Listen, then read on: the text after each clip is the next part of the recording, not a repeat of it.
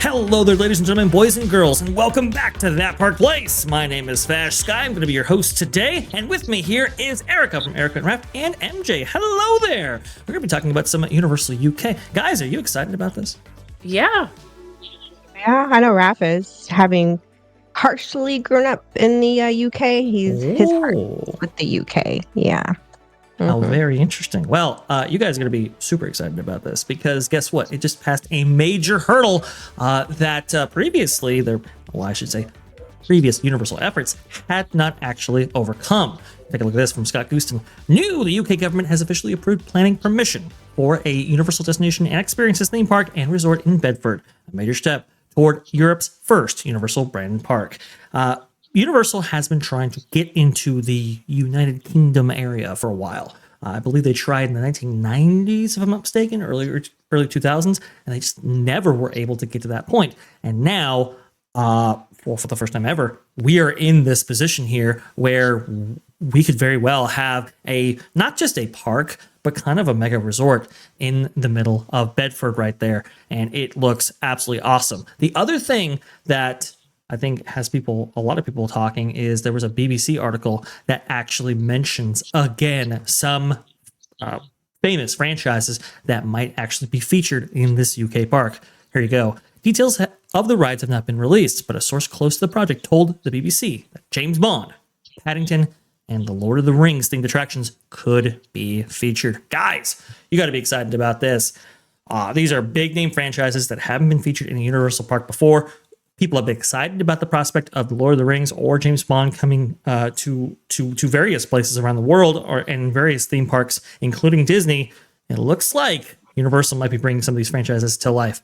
What do you think? I think it's exciting. I know Raf will be excited for Paddington because I distinctly remember him telling me him watching Paddington when he was little, when him and his family were stationed in England. And I do remember a little bit watching on PBS Paddington. So I'm excited for that IP because it's so cute and kitty. And of course, Lord of the Rings. I mean, I'm not a big Lord of the Rings person, but I love the aesthetic of Lord of the Rings. Yeah. Oh, the aesthetic of Lord of the Rings is absolutely fantastic. It lends itself so beautifully, I think, to a theme park property, franchise, land, whatever you want. I think Lord of the Rings could be translated beautifully into the theme park space. And then, people have been talking about in this concept art right here that they Universal put out for this UK park.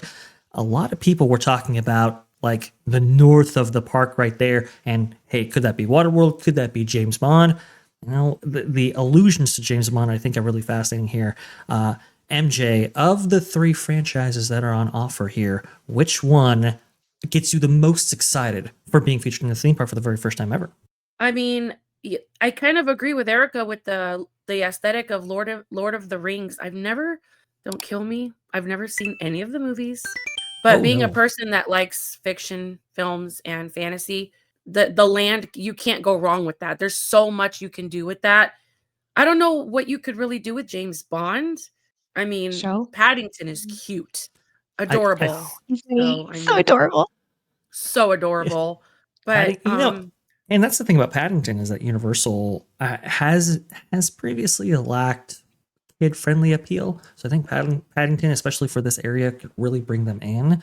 As far as James Bond goes, I think Erika's completely right. A stunt show is like made for James Bond, right? I think that could really, really do some gangbusters business right there. And as far as immersive land goes, I don't think you get much better with Lord of the Rings. Was that kind of what your thoughts were, Erika?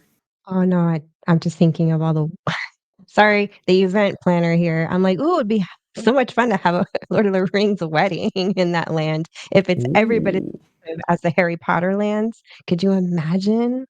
Oh, you know what? You were right, Erika, about the show. Like, remember the Terminator show in Universal Studios? What if they did that James Bond style? That would be so cool. Oh, that's interesting. Yeah. Yeah.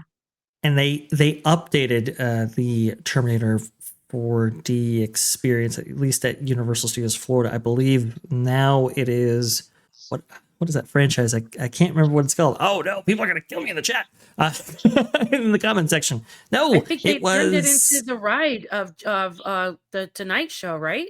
Is that the Tonight Show in there now? Is that what they did with that? Anyway, we'll go ahead and update those. They're gonna kill us. My Universal Studios Florida history, it's got some holes, it's got some flaws right there. But look, there's so much new going on right now. There's so many amazing things going on in the theme park space. Hey, you know what? Sometimes history, it gets a little muddled right there. But for this Universal UK park, I think it has every potential to be as big as Universal Studios Florida if they play their cards right.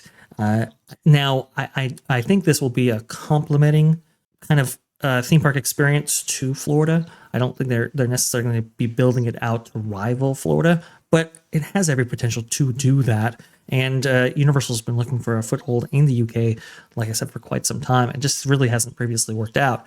Now, the timeline that we're hearing attached to this park is very interesting. We could have something open as soon as 2031 if all these approvals go through and everything moves as it's expected to. And that would be consistent with something like Epic Universe. It took about 5-6 years to get that going, and we're looking at a similar timeline here. This is super, super cool.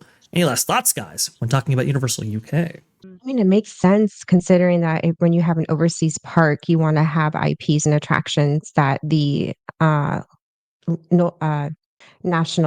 local nationals can, that they will be attracted to, that resonates with them. Sorry, my vocabulary is off tonight, but something, IPs that resonate with their culture. That's what I was trying to say.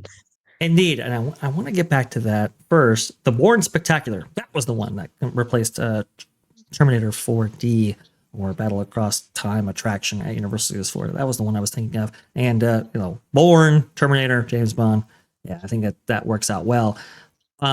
Erika, I want to kind of know from you, do you think that a Universal UK park has any possibility of cannibalizing visitation from UK visitors to Florida? Do you think they'll just opt for something local, or do you think they'll still make the journey across the pond, if you will?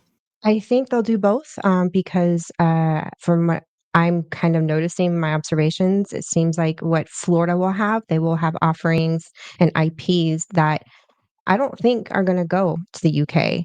I don't think Universal is going to just copy and paste. They're going to bring IPs, a little bit of what we have already in the States. They will bring over, but not everything, because they also need to make room for what's culturally relevant for the British. So there's going to be, I think, if anything, enticement for Americans to want to go to the UK, like us, bring some tourism in the opposite direction. But then your British people will still want to come to the US because, I mean, we've got IPs and lands that I don't think, at least for now, that are going to be just copy and pasted like that. And Universal, just from what I'm observing on the Florida side, they're seemingly being very strategic on creating the placement of the IPs. So you have 3 Harry Potter lands, one in each park. Mhm. That is very kind of different to the Harry Potter lore, which is smart because it forces the crowd to go to each park. You know what I mean? So Right. there's this genius model that they're using in Florida, and I think they're going to use that same model internationally to get crowds and people to go to want to travel. That's a good point That's my right thinking. there. That's a really good extrapolation. I never really thought about it, but you're exactly right? They spread out the Universal parks, or I'm sorry, the Wizarding World parks or lands throughout their various parks in the Florida market in order to ensure that people visit each park if they're looking for that specific franchise. I do agree with you, and I think that's what we've heard, is that any Wizarding World that is brought over to the UK be distinctly different from the ones on offer in Florida in order to keep that visitation pattern going. MJ, I think you are a Harry Potter fan, if I'm not mistaken. Yes. What if they bring Harry Potter to the UK? What do you think might satiate a UK audience, and what might actually get people to go maybe from the US over to the UK in order to see it? Well, we have, just like Erika said, we have the Ministry of Magic, we have Diagon Alley, Hogsmeade. So what I think they might lean towards is because Ministry of Magic in Epic is based off of, I think, Paris, the 1920s. I think what they might do in the UK in regards to Harry Potter is more after the film series were over and they introduced you guys can help me, Fantastic Beasts. Okay. Did I say that properly? Is that the name of the franchise that Uh, ties Yeah. in with Harry Potter? So Yeah. we might see a lot of that in the UK in this property. I'm guessing because I don't think they're gonna put Hogsmeade or the Ministry of Magic in the UK. I think they're Right. gonna want, like Erica said, it's almost like they're forcing you, hey, if you want to experience Diagon Alley, you got to cross the pond and go to Florida. But if You you gotta want to go be there. with us over here, we got all this other great stuff to offer, which is still tied into the franchise. That's just my take on it. So very true. So very true. I can just tell you right now, I think Paddington is a lock-in for this park. I think they're going to need some Oh, yeah. kid appeal. Paddington's Right. in. I think Yeah. James Bond could go 50-50. I think it's much more approachable for Universal to get those rights because they're not with the Broccoli's exclusively now. I think, what is it, MGM or Amazon have bought them outright. So that's a full acquisition right there. And so you're only working with one party. They're going to be looking to capitalize on that investment. I think that's also a go.